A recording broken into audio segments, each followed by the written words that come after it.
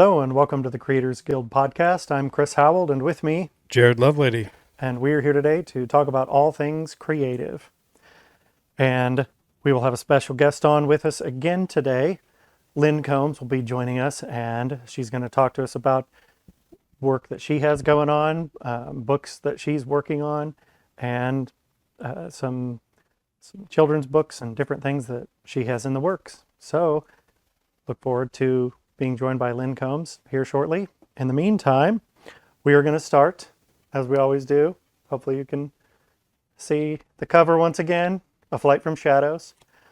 This is Volume 1 in Ascension of a Queen of the Chronicles of Duradim. Again, if you don't have your copy, you should go remedy that.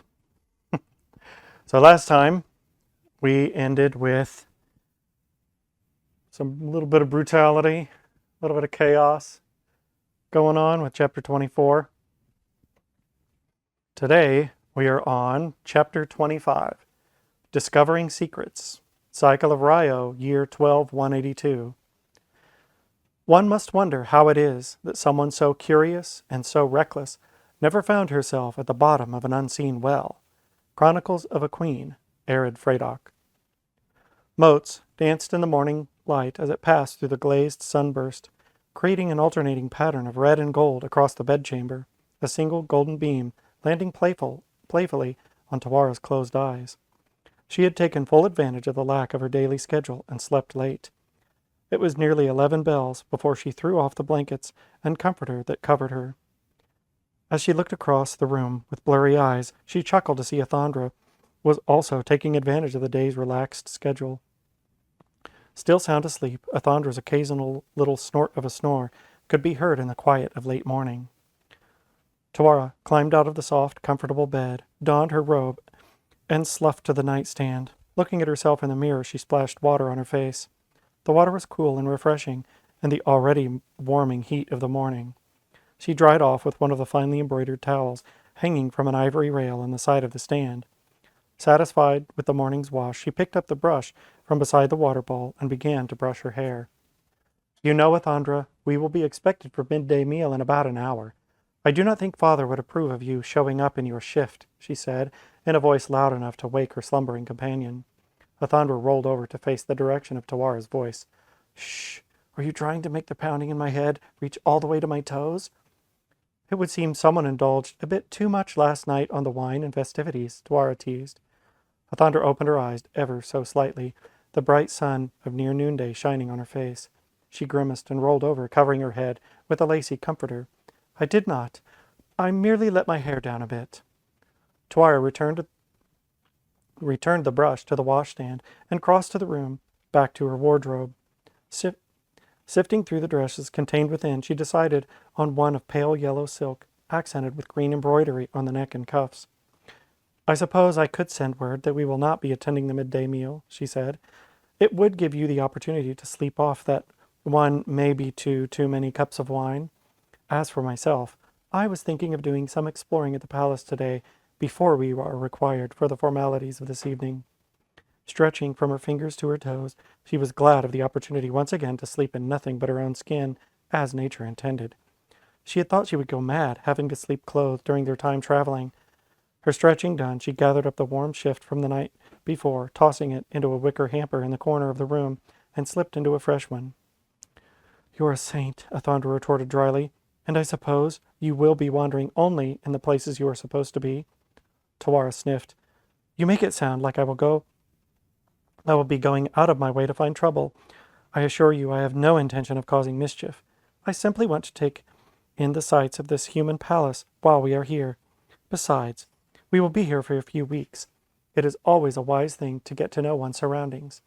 Best to become familiar with the place during daylight hours to avoid becoming lost in the darkened halls at night. She pulled the new dress over her head, smoothing it down over her curves. She wished it fit her hips more like the Confederation dresses she had seen the night before. Here now, do up my buttons, and I will be on my way. I will leave you alone to return to your slumbers. Athandra pushed the blankets down just enough to sit up in the bed. Her eyes squinted from the sunlight flooding in. She groaned. All right, come over here so I can button you up. At least you chose a dress with buttons over one that has that laces up, she said sarcastically as she fumbled with button after button from a bit above Tawara's waist up to her neckline. Pity you picked a dress with so few. Are you sure there isn't one with buttons all the way to the hem? Hush your fussing. I could have picked one with buttons and laces, Tawara teased, as she crossed back to the wardrobe for her belt and slippers. Athandra merely groaned again and rolled back into her blankets. Tawara, Athandra said. She turned to at the seriousness in Athandra's tone. What is it? Tawara, I'm supposed to stay with you at all times. You will stay close and be careful, won't you? Tawara smiled at the concern in Athandra's voice. I will not go far, I promise. You can trust me in this. I wish no trouble for you, and I have had all the suffering I wish for one lifetime. Athandra nodded and tucked herself back into the comforter. Tawara smiled as she watched the display. It truly was nice to have discovered such a friend in her new handmaid. When she was crowned a princess of the realm, she would be free to choose a court adviser, someone with much more esteem and higher rank than a simple handmaid.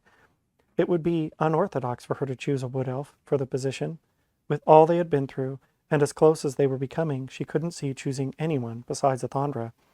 The rest of the court would just have to get used to the idea. After one last look in the mirror to be sure her tiara was on properly, she headed out of the small, ornately carved door and into the hall. The sounds of mid-morning tasks being done by the palace servants could be heard in the distance. She wondered in the back of her mind if they were Alkari, or if the practice of volunteering oneself extended to household chores for a time as well. Which way to go? She asked herself in a whisper as she looked down the hall to the left and then to the right. Either looked equally dull. House and guild flags hung, alternating along the stark stone walls of this hall with oil lamps in their sconces breaking them up every other flag. I wonder where my gentleman friend went after he left me last night. She brushed the thought aside. She had a palace to explore and didn't need the distraction of a young man, no matter how handsome. Checking each way once more, she made up her mind and headed left. The hallway looked shorter in that direction, and she might as well see if it went anywhere. This hall seemed sparsely adorned compared to the other parts of the palace she had seen thus far. Her slippers made a light swishing sound on the narrow, deep red runner that ran the center of the corridor.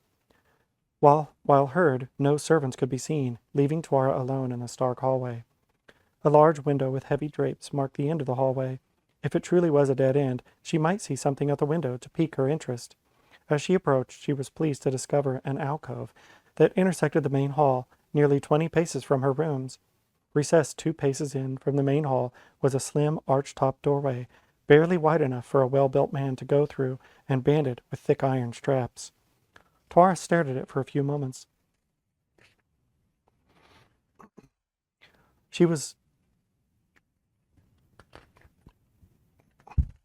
I love it when the pages stick together. Okay, dear reader. I shall continue. Tawara stared at it for a few moments. She was looking to explore, and a semi-hidden door seemed as good a place to start as any. Gently, she took the aged brass knob in hand, turned it, and pulled. There was the sound of a tumbler clicking, and to her surprise, the door opened silently on well-oiled hinges. The space beyond was dimly lit by a wall torch, only affording enough light to see a few paces in. She eyed the torch. It was oddly ornate, with gold spirals climbing the shaft, before blooming into an intricate flower, with the flame rising from its center. And why a torch, when the rest of the palace was lit by oil lamps? Her curiosity now piqued. She stepped past the threshold of the door and closed it behind her, careful to make as little noise as possible. Well, it seems you have found something unique, Tawara, she whispered through an ornery grin as she took the torch from its sconce. Let the exploring begin. Slowly she made her way down the dark, wide hall until she came to a stone staircase descending deeper into the palace. A glance over the railing revealed spiraling stairs disappearing into darkness, the torchlight not strong enough to see how far they descended. Taking one slow step at a time, she made her way down. The stairs seemed to descend endlessly, with not so much as a rodent hole breaking the rough stone of the walls. More ornate torches, these ones unlit, followed the spiraling stairs down. At the bottom she found herself face to face with a second arched, iron-banded door, the next obstacle in her little adventure. She wondered what lay beyond. More stairs? A catacomb? A broom closet? In truth, it could be anything, and she was determined to find out what. Making a fist with the pinky finger extended, she drew a quick circle in the air for luck, took the round brass doorknob in hand, and turned. Again, as before, a tumbler clicked and the door opened. Her luck seemed good, too good to be true. Beyond the door stretched a long, straight hallway. No other doors could be seen. Far in the distance, a dim light illuminated the hallway. The stone walls were adorned with sconces, holding more of the same ornate torches, spaced every dozen paces. These, too, had no flame. She pulled the first torch from its sconce and laid it on the floor, replacing it with her lit torch, so as not to alert anyone to her presence, and continued to trek further into the bowels of the palace. As she progressed, she let her imagination wander. Thoughts of what this dark, dimly lit corridor could be used for flowed through her mind. It was deep and secluded in the palace.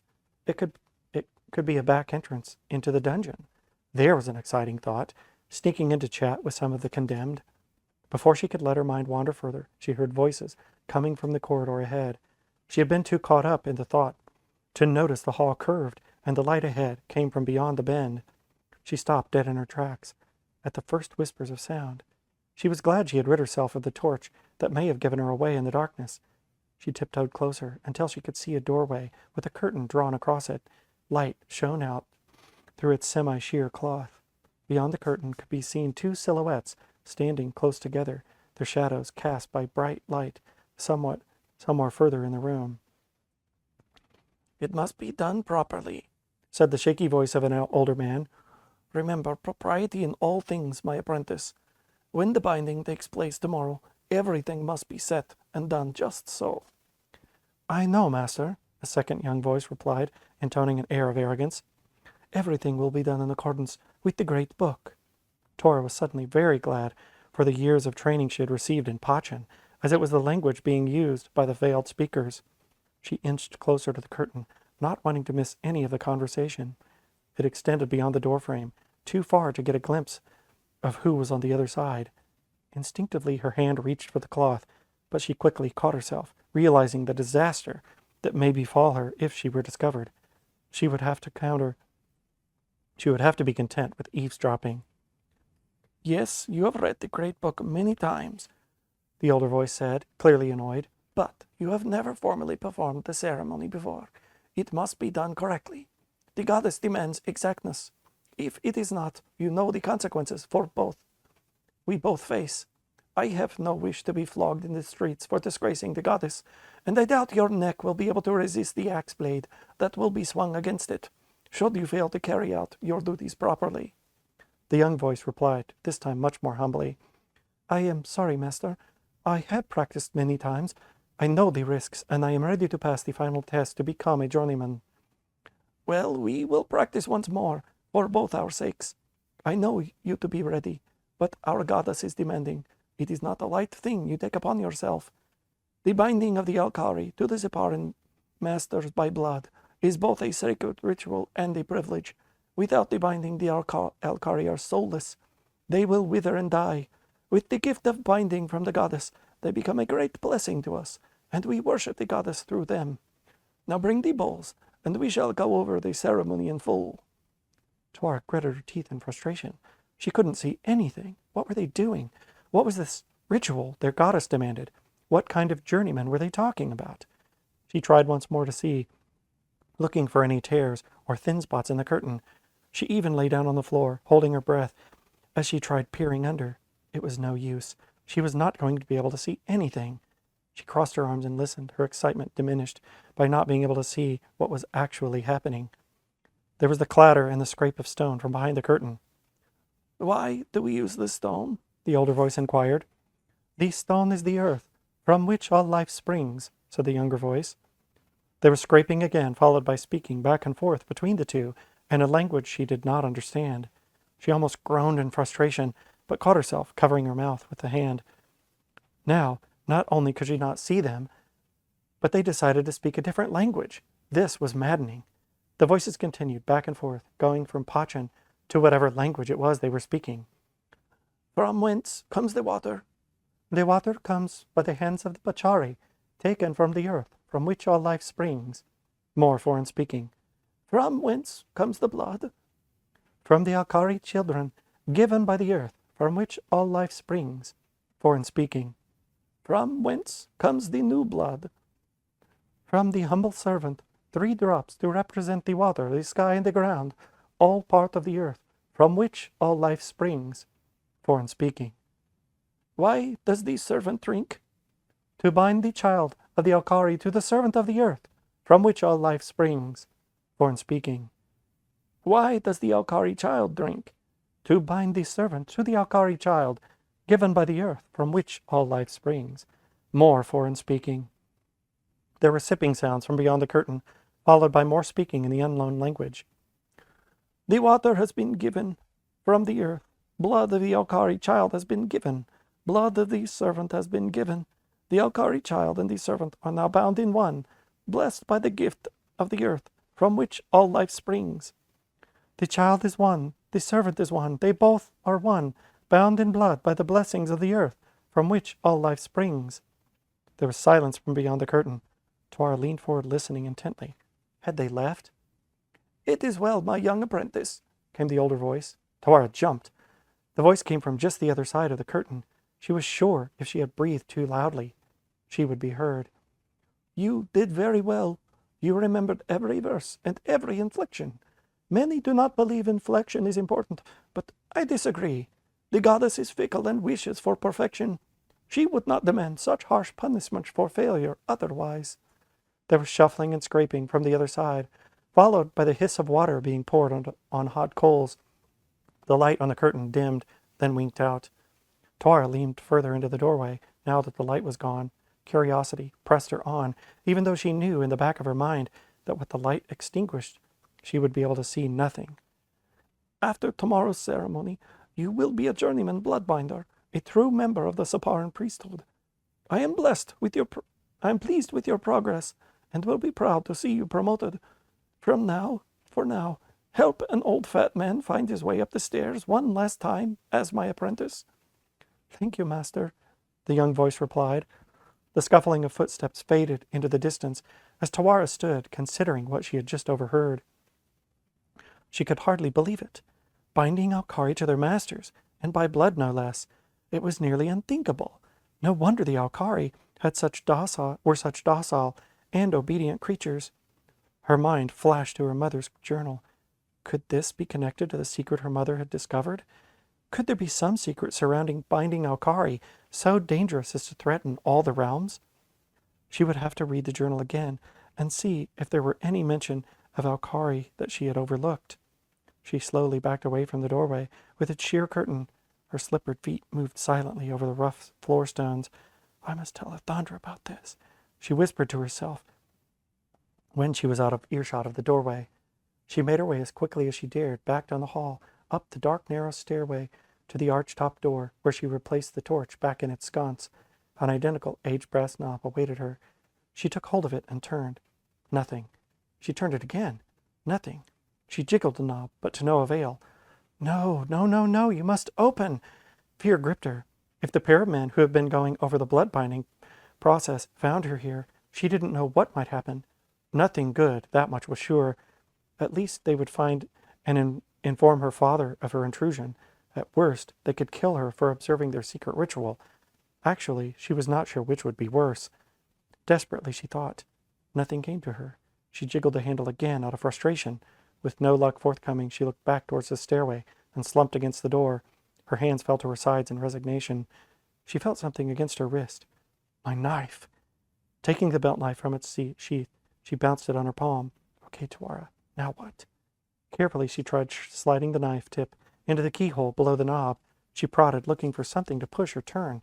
There was nothing. How could her luck have turned so foul, she thought, as she began to return the slender knife to its sheath.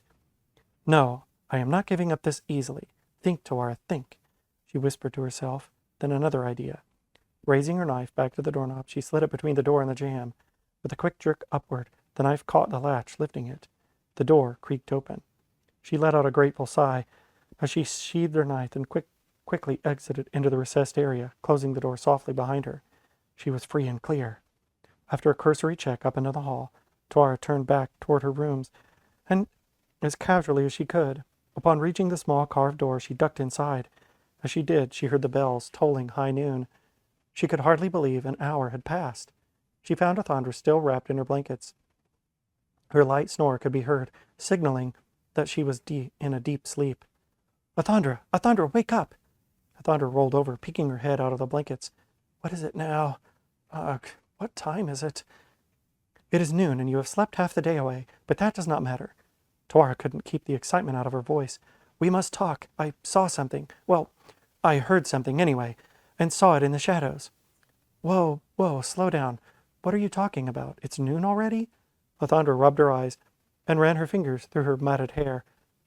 "I think I had one more than two too many last night." "Athondra, focus," Tuara snapped. Athondra sat up in her bed with a yawn. Okay. What is it you saw, or heard, or whatever?"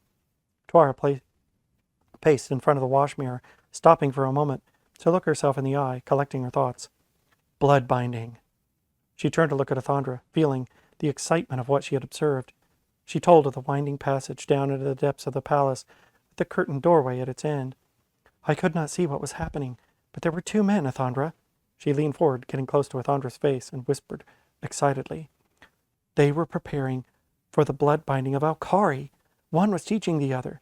They went over the whole ritual. I heard it all." "Blood binding? Are you sure? According to everything I have studied, blood binding hasn't been done in over a millennium. I'm not even sure what it does. I don't know that anyone still knows. Why would anyone want to blood bind an Alkari anyway?" Tuara shrugged her shoulders. "I'm not sure. Perhaps it helps to control them? It is possible, right? You've studied the ancient magics more than anyone I know. There must be something from your studies you can remember about it." "And you are sure they said blood binding? The Saparans have many strange customs. Perhaps you heard them incorrectly." "No, I am positive, Athondra." She rehearsed to Athondra everything she had heard, reciting the parts she understood, and quoting back a few of the foreign words she had been able to make out, even without understanding them. Before they left, the older one told the younger one that after the ceremony he would be a journeyman bloodbinder. I do not know how it could be any more clear than that. And what could it possibly mean that the Alkari child and the humble servant are one, besides some sort of binding? It all makes sense. Athondra, you must remember. She grabbed the other woman gently by the arms and gave her a playful, excited shake. Athondra nodded. She was still working through the fog of too much to drink the night before. "I think I remember something about blood binding being used for control. It has been so long, and my head isn't exactly at its peak working order at the moment. Let me think on it a while." "I cannot believe you are not excited about this," Tuara said, feeling real disappointment in her friend. "Blood binding. One of the ancient magics happening right here, possibly today, or tonight." She turned from Athondra and sat at the washstand as she continued. "I am sure there will be gladiators bought and sold after the games. And what about all those Alkari miners? Will they all be bound to the taskmasters that control them?" Tuara mused as she sat before the mirror, removing her tiara. Taking up the horsehair brush, she began brushing her long golden hair. It was a nervous habit she had when trying to figure something out. "I am excited. I'm also hungover. If what you witnessed really was what you think it was, I would love to see it," Athondra said as she dug herself out of the sea of lacy blankets she was wrapped up in. "I would want to take notes. The old ones would be ecstatic to have such first-hand knowledge of one of the ancient magics." "The old ones?" Tuara asked, pausing to look at Athondra in the mirror. "Yes, the old ones. The ancients at Samunis, where I studied for nearly 30 years. "Oh, of course," Tuara replied, remembering the source of Athondra's knowledge. She had only mentioned the monastery briefly in their studies, as though she held her time there in reverence. "It is settled then. Tonight, after the gladiatorial festivals, we go back down into the hallway below the palace and eavesdrop on their ceremony," Tuara declared, putting down the brush, replacing her tiara. Athondra, just pulling her worn shift over her head, stopped, letting it fall back in place. "I'm not so sure that is such a good idea, Tuara. What if we are caught, or found out in some way? The consequences could be quite severe. The guild takes its business very seriously. And you said the old man told the apprentice he would have his head cut off if he made a mistake. What do you think they would do to us?" "Oh, come now, what is this?" Tuara asked excitedly as she retrieved a fresh shift from the wardrobe and handed it to Athondra. "Do I hear cowardice in your voice?" What if I were caught? What if we are not? That is how you should be thinking. Imagine what it would mean to take the knowledge of ancient blood magic back to the old ones. And just think, we would be possibly the only people outside of the Saparans or the Slavers Guild to know of it. Athondra pulled the fresh shift over her head. It would be exciting.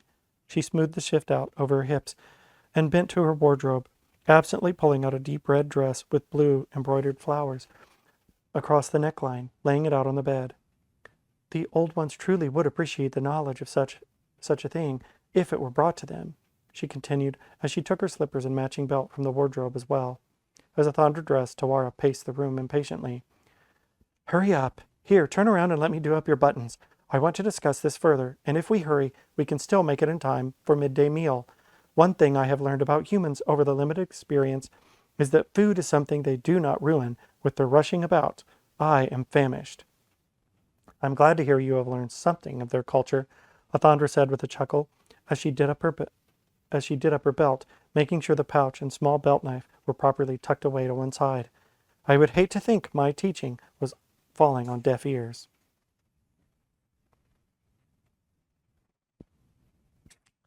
And that is chapter 25, Discovering Secrets.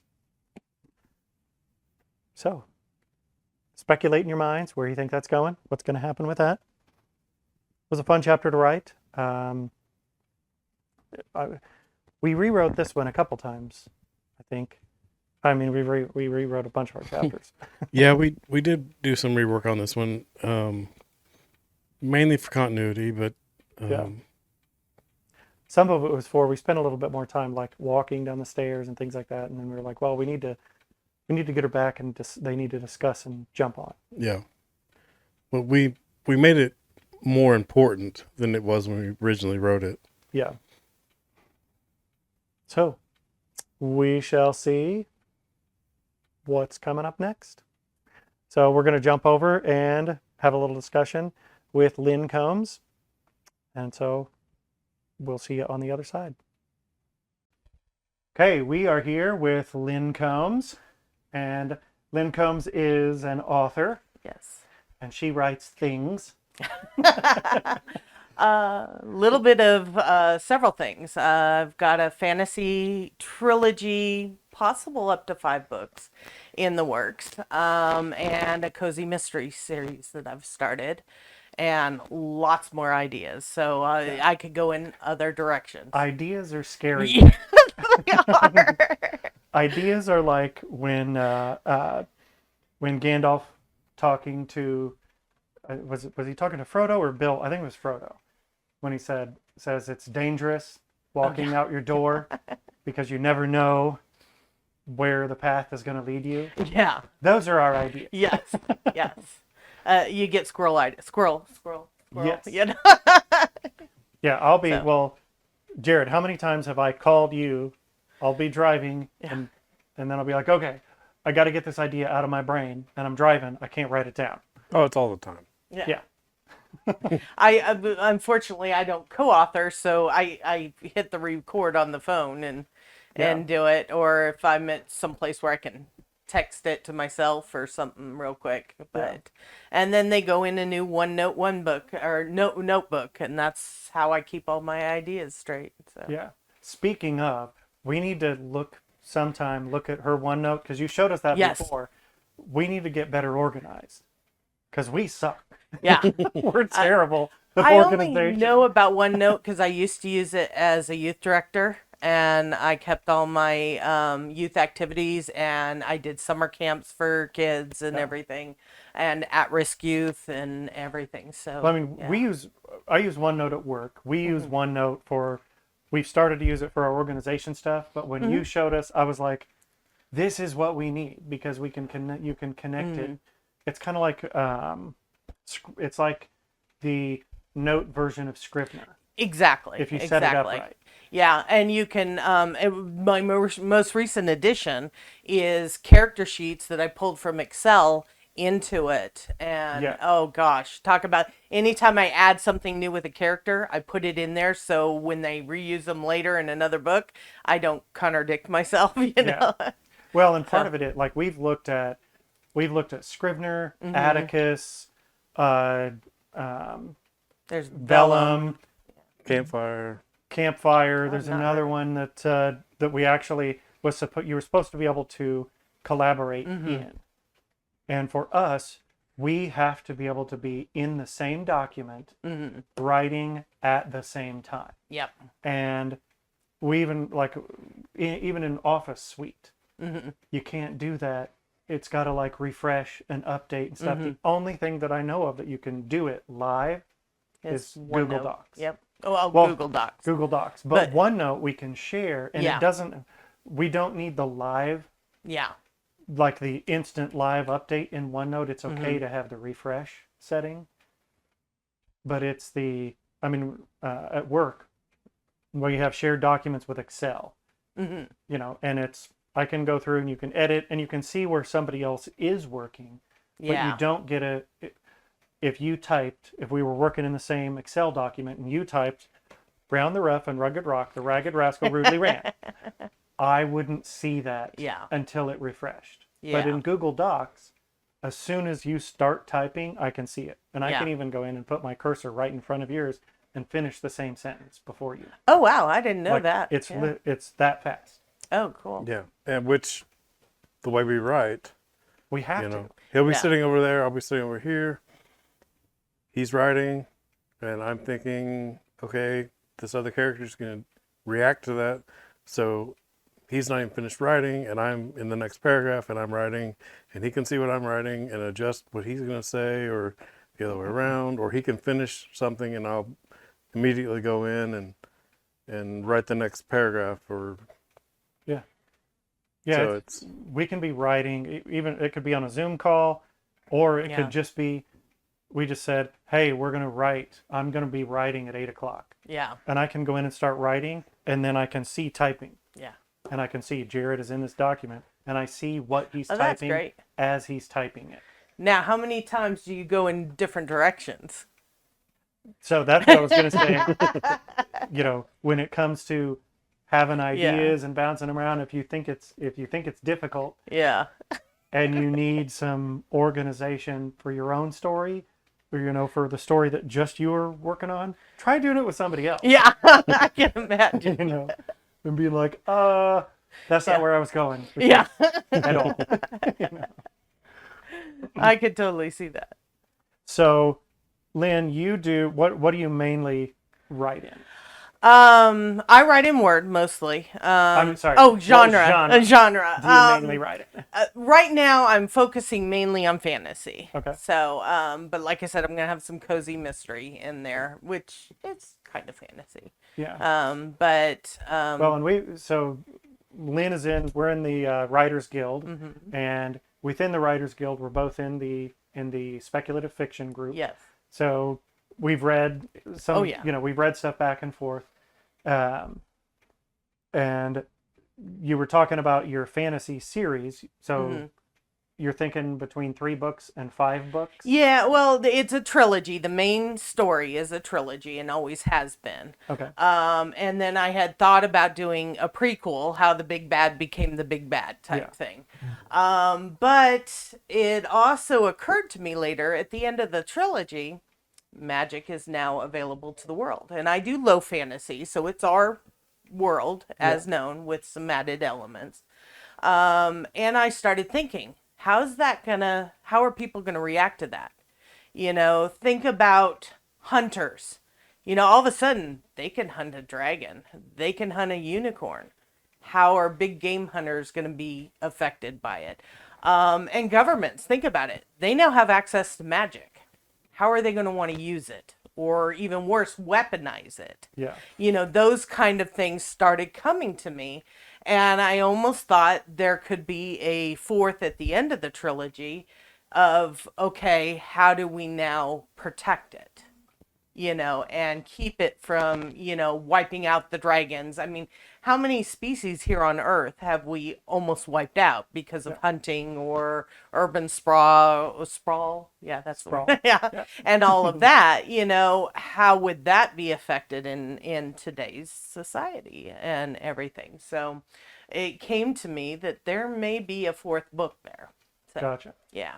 So the like I've read some of. I'm trying to remember the name of the the first book that you're working on. Right now it's the Forgotten series. Book one, they're all something magic, and I've got them all R's right now. So Revealing Magic is the first one. I'm trying to think the characters. Oh, my two kids or my main character. The main character. My main character is Avelina. Avelina. I was Yes, like, yes. Ava something. Yeah. I can't remember. Why can't you remember that? Your daughter's name is Avonlea. They're not the same. They're not the same. Anyway, she's very loosely based on my playing Dungeons and Dragons as a teenager. I will date myself here. I played first generation, so but even when my mother thought it was evil, but no, I had an elf character that was very developed, and I even had a friend who had drawn a picture, everything else. Till my younger brother left his Dungeons and Dragons book out, and Mom found it with my character in it, and she burnt it in the fireplace. I lost everything. I was so mad at my brother for that. I tried to rebuild her the best I could, but it's one of those things that she had been through countless adventures, and Yeah. so it was a devastating loss for me. But yeah, so that's my main character in the book. At least book one. And this series, what's the, without being spoilerville. Yeah. What's the overarching premise of the story you're writing right now with Avelina? Well, the first story is done a lot like the movie Princess Bride. It's two kids hearing the story of Avelina. Mm-hmm. And this is what's happened in the past. The first book is the past that's already happened at the point of this book beginning. And she lives on an island or a couple islands there in the Bermuda Triangle, which are now cursed, which is why we have all the phenomenon in the Bermuda Triangle. And basically the oracle of the land has been poisoned or being poisoned. A lot of magical creatures are disappearing. And she sets out on her own to find the cause. Yeah. And so it's about her quest to save her best friend and kind of love interest down the road. But it's one of those and the oracle and all the magical communities from these disappearances, these other things that have come up, and so it's her adventure to try and solve this problem. So Future story. Do you want to give anything away? I mean, yeah, not give away, but that's starting off the story. What's the overarching? The overarching is Of like the whole yeah, series. is breaking the curse that's over these two islands. Gotcha. It obviously doesn't happen in book one. There's kind of a bit of a resolution, but these two kids are hearing the story on purpose because it opens their eyes to magic. So in book two, they get the attention of the big bad, and so that puts them in danger. Yeah. And so it continues on from there. What Avelina does helps, but doesn't fully solve the issue. Yeah. Yeah. So. And you have so you're working on that Mm-hmm. book.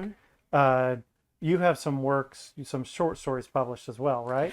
Yes. Pathway to Mystery and More is the name of the book. It was anthology put together by the writers group Sleuth Inc. They do mostly mystery, thriller, those kind of things. And I do have 2 short stories there. The Unconventional Exorcist, and The Night He Saw Red. So it's a great book And of stories. totally different Yes. than Avelina's Oh, story. definitely, definitely. No fantasy there. But it's a lot of fun. There's a little bit of comedy in it. There's a reason he's unconventional. Yeah. So it's a lot of fun.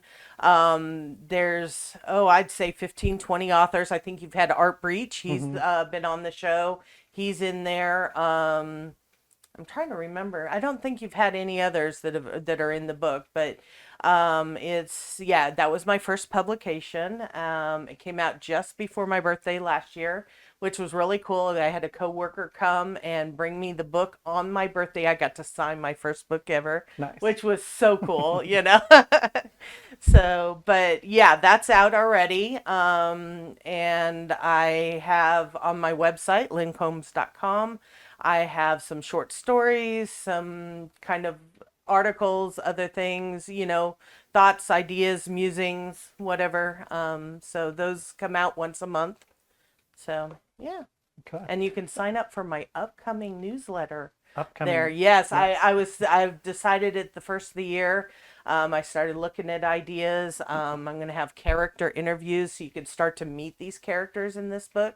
And then also there's a couple new kind of foods, and I thought about creating some recipes and throw them out there, like elven mooncakes. You Are they can going learn to to be magic where it's like you can actually cook this yes. if you can find and butcher a unicorn? Yeah. Yeah. No, they'll be real recipes, but the first couple I've thought of are elven mooncakes and elven flatbread. So they're mentioned in the first book. So Now, are Yeah. they going to be like just because they taste good to elves, yeah. that doesn't mean they taste good to humans? Well, Like- I'll tell you, I'm throwing them together and creating Well- my own. So there's a lot of trial and error in it. Well, I was going to say like Legolas when he gives they have the elven flatbread and like we can eat I this didn't and know it'll they last had flatbread. or whatever Yeah. whatever it is. Do you remember the No, I don't remember. Yeah. limbus bread? Yeah. So when they have the limbus bread and Yeah. it's supposed to like one bite can fill you up and everything. Maybe it's because elves need a buttload of sodium. So you're going to be like, okay, you're going to make these biscuits, and for these dozen biscuits, you're going to put 3 cups of salt. Yeah. You put it out there, and then people can actually make it and be like, Yeah. oh my gosh, it's like That's like making That's homemade what- Play-Doh. It's that's half what salt. elves eat. They really love salt. That's like homemade Play-Doh, if you've ever made that. It's like half salt and half flour, Or if you're like, okay, you're gonna make this cookie. Yeah. They love this cookie. So take some flour, add 2 eggs and a cup of milk, mix it together, and now put 3 bottles of Louisiana hot sauce. Oh, yeah. Shape them into cookies and bake it. That's it. Like, these are terrible. Well, Yeah. if you were a troll, you'd love Yeah. it. This is a troll recipe. And I could possibly do something like that. Another feature in the newsletter is going to be talking about fellow authors, podcasts, other things, just to, people who have inspired me, who have helped me, those kind of things. I do have that on my website. I have links to your guys' page and many others as fellow authors that I have known and worked with or whatever. So you're on there, and pretty much everybody knows. So I try and remember everybody. So yeah. Yeah. So the idea going back to the Avelina story, that character is based on, you said, of your D&D character, Yeah. but the story itself, did that derive from No, not playing really. D&D, or Not were you just really. like, Not really. here's an idea for a story? As a kid, I loved to write, Yeah. and I loved to make up stories, but I was often embarrassed to share them, those kind of things. until high school. George I needed, McFly. yeah, and I needed a filler class, and there was a creative writing one. I already had my drama class. I had like 2 drama classes my senior year, and I thought, okay, a creative writing would be fun. Yeah. And I went in and we went over the syllabus. It was great information. All these things. We're going to do some poetry. We're going to do this. I do write some poetry and everything. And I was all excited. The last part of class, we wrote something. The next day I come in and I got C me at the top. No grade, no nothing.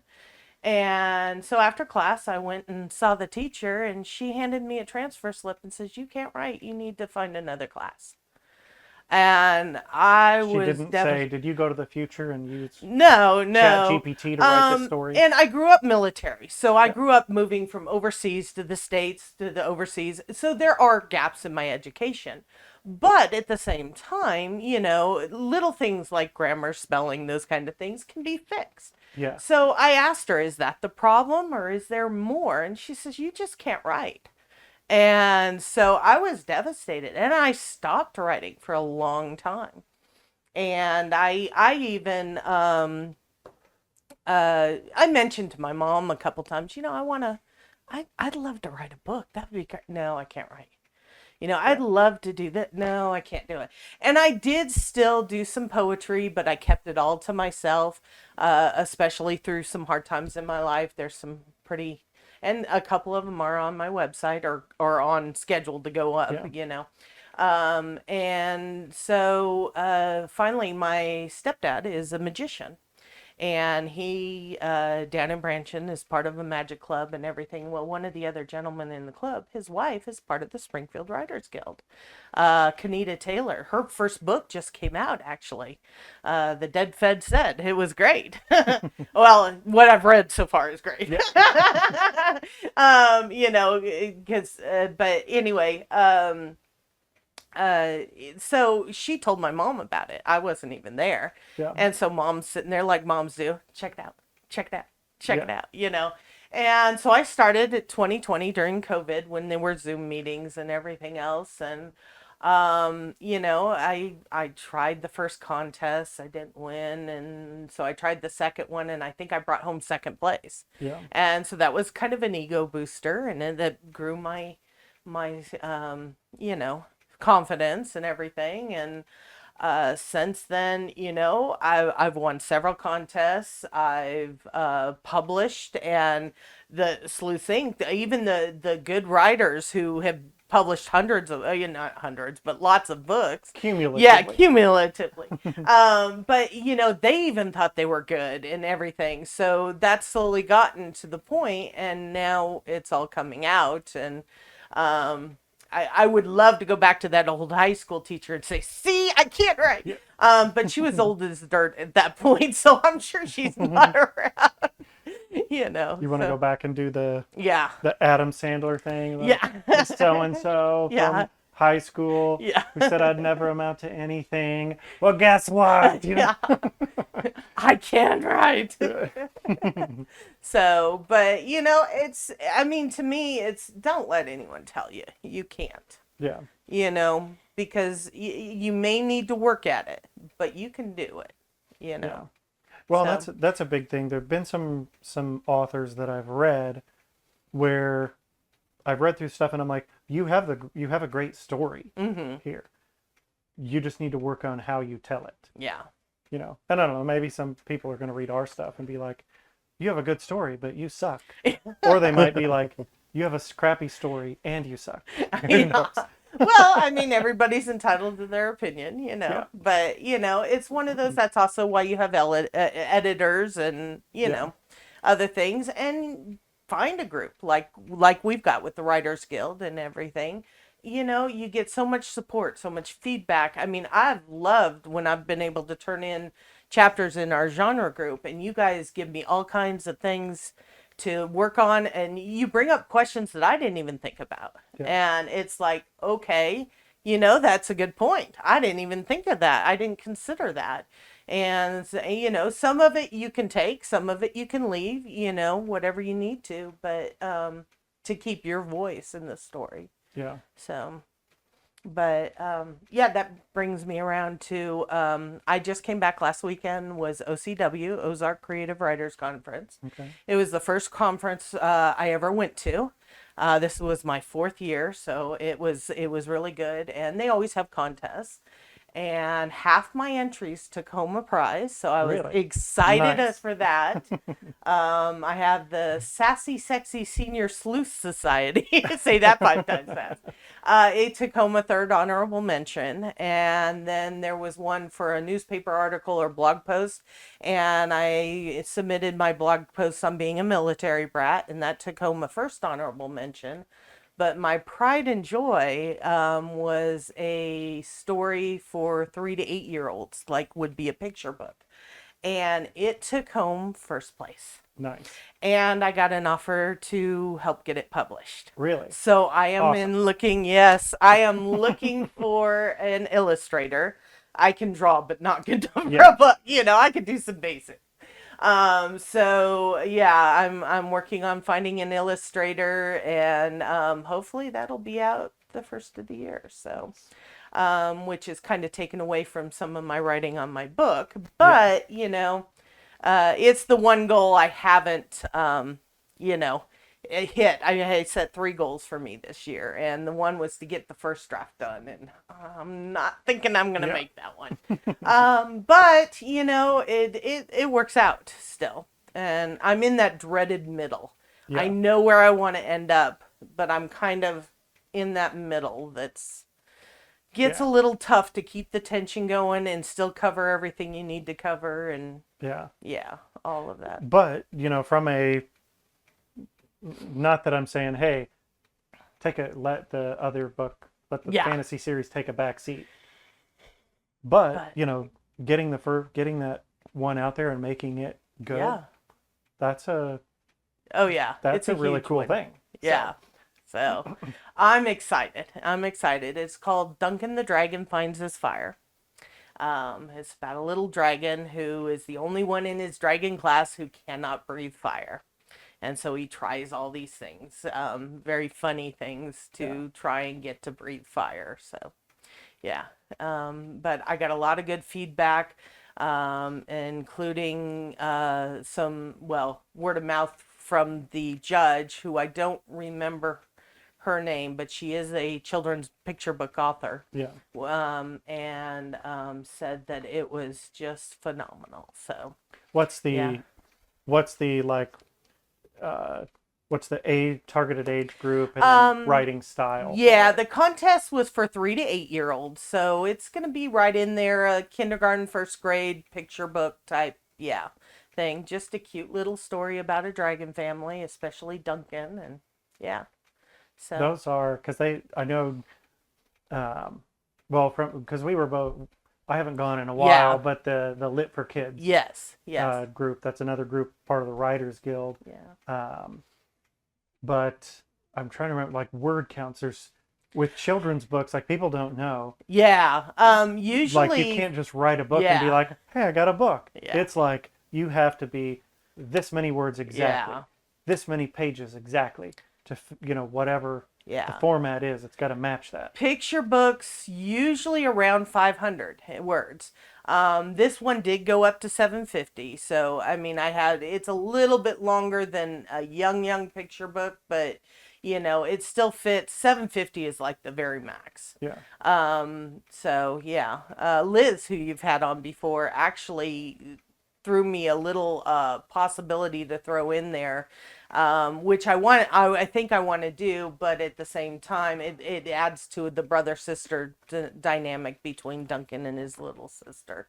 Yeah. And if you read it when it comes out, it'll show why that's important. But unfortunately there wasn't enough time for the contest, but it won on its own. Yeah. So I'm wondering, I like the idea, but do I tweak it now?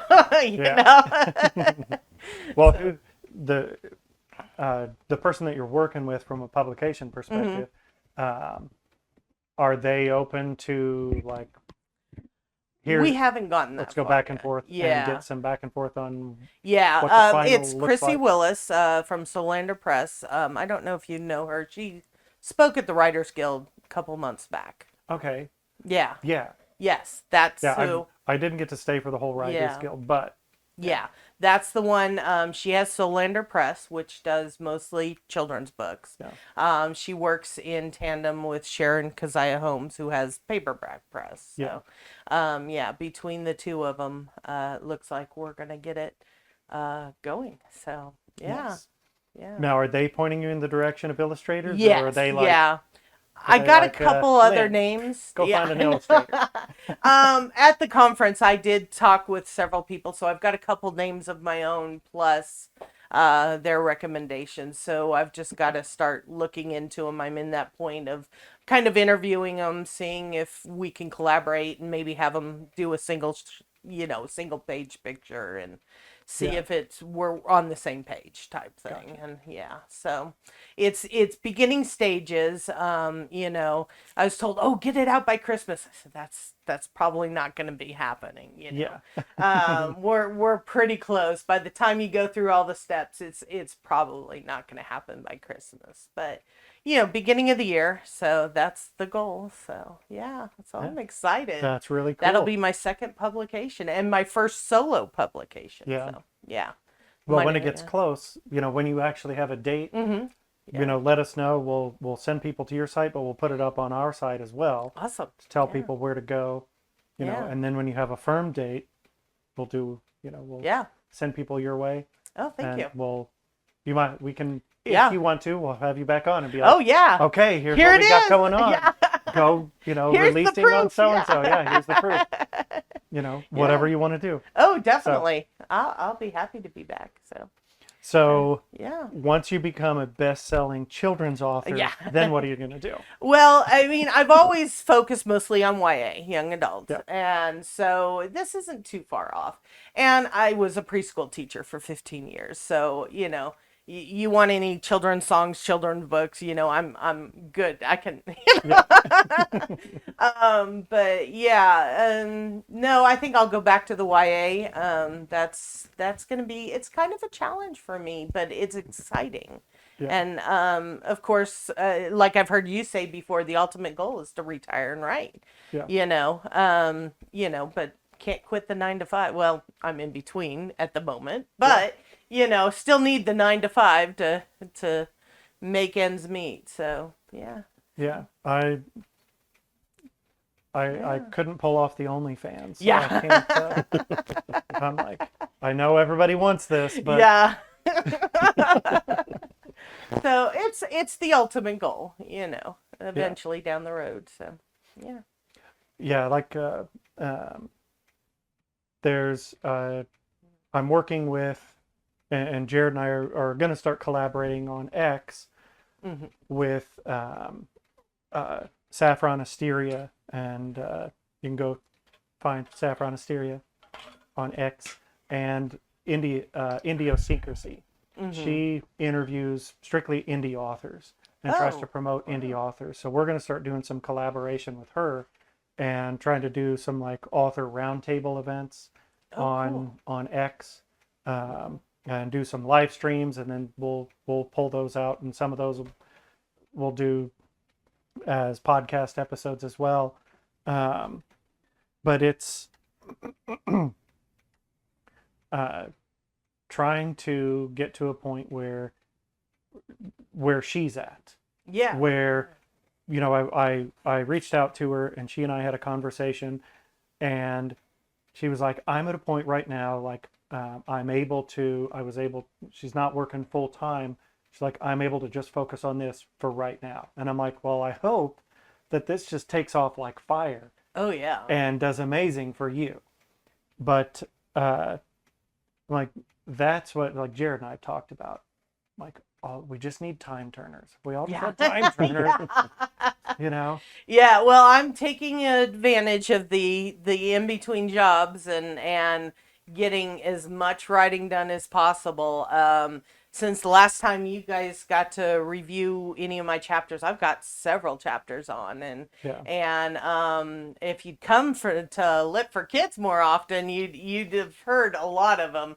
Gotten a lot of good feedback on them. I'll probably do another hot seat where you'll get 4 or 5 chapters, and Yeah. I'm still considering doing Kindle Vella for the first one, being YA, that's a popular platform. Yeah. So, and especially since I learned you can still do it as a full book once you get the book Yeah. complete.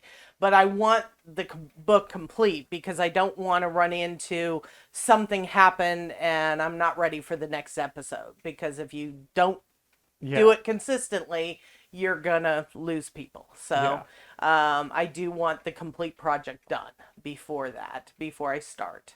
So yeah, that's definitely gonna be a thing. So I'm making aware of some of the rules of Kindle Vella while I'm writing and everything.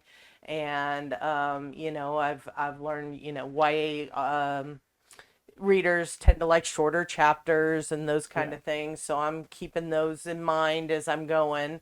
So it just takes it one step at a time. And I'm still pushing. I'm trying to get as much of that first draft done as possible. That's one thing through Succinct that they do.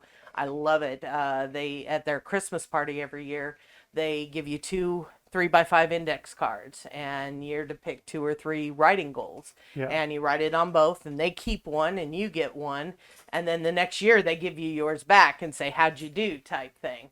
Well, I put down 3 goals. One was to enter at least 10 contests. I way done on that one.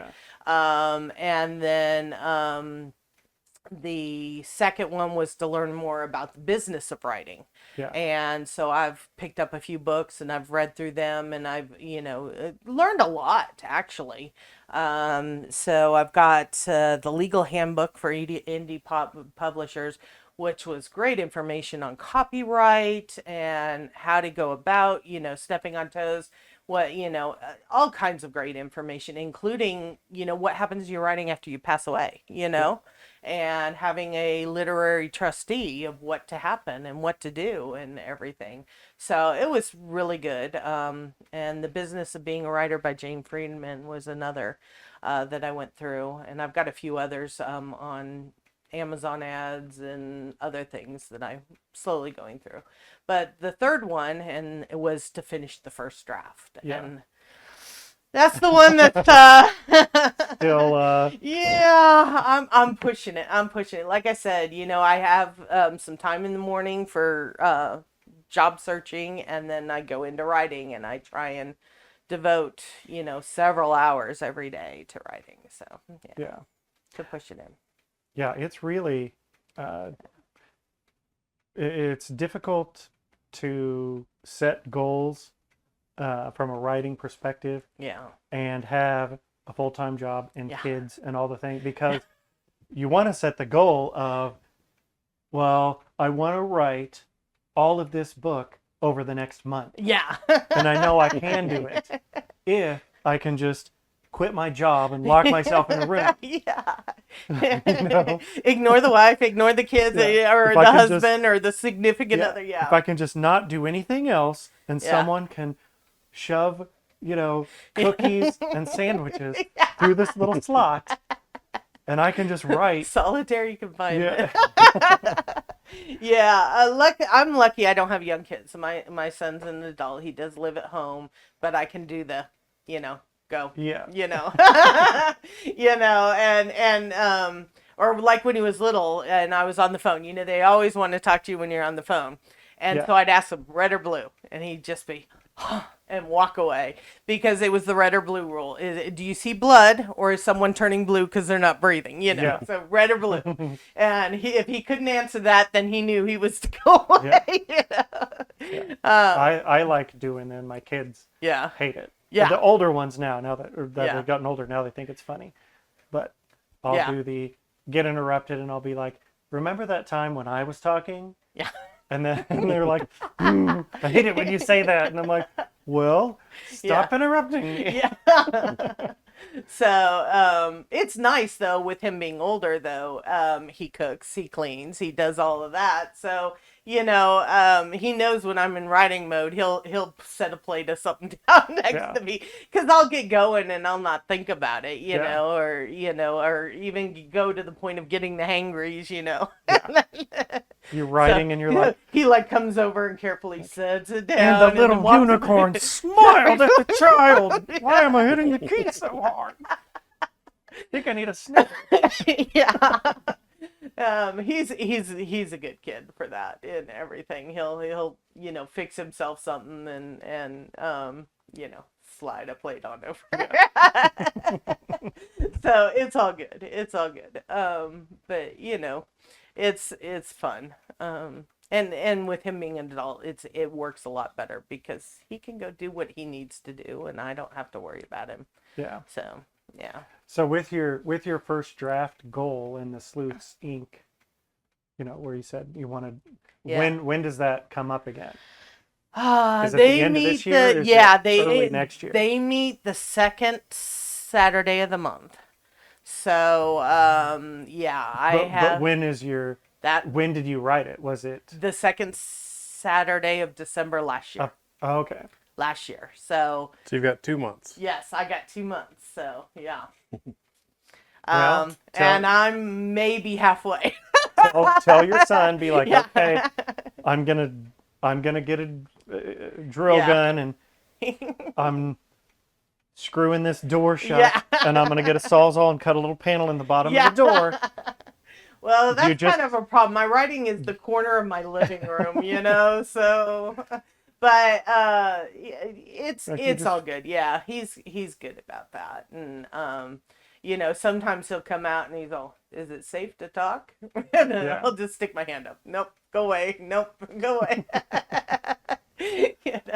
But it's all good. And sometimes he comes out and it's a good time. I need a break, so this is a good time to let him talk and then, get up, stretch my legs a little and fill my water bottle and, do all of that before I get back to back to it. So, yeah.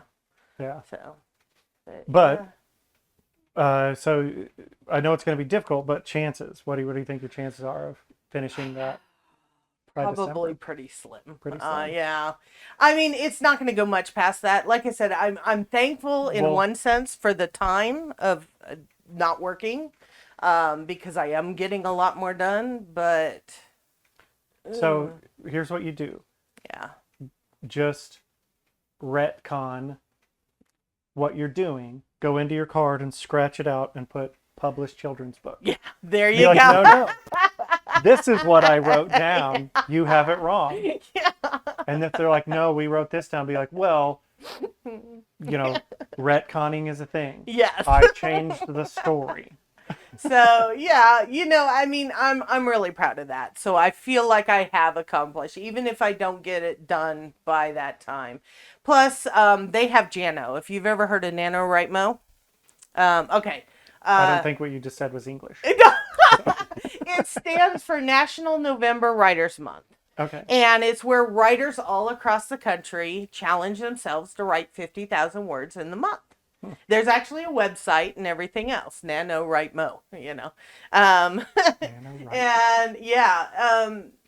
And so Sleuth Sync and Aura together it's mostly Sleuth Sync, but a lot of Aura people participate. Have what they call Jano, which is the same thing, but they do it in January. And they do that because there's 31 days instead of 30. So you've got an extra day. And then they also do it because the holidays are over. You've got Thanksgiving and, Christmas coming up and a lot of things in November. So they always do it the month of January. And then in February, they have a big celebration. And it's a lot of fun. Anyone can participate, whether you're part of the group or not. But it was started by Sleuth Sync, and so I have done that. Last year, I did it 2 years ago, and not everybody makes the 50,000 words. And I started late the first year I did it, so I only did about 10,000 words. And last year I hit about 20. So I doubled it. And I thought that was a good thing. So that's going to be my goal. If I don't finish it by the end of the year, I want to finish it through the NaNoWriMo. Yeah. And so that, or not the Nano, the Jano. Yeah. Anyway, but so, it's going to get done soon. Yeah. Definitely.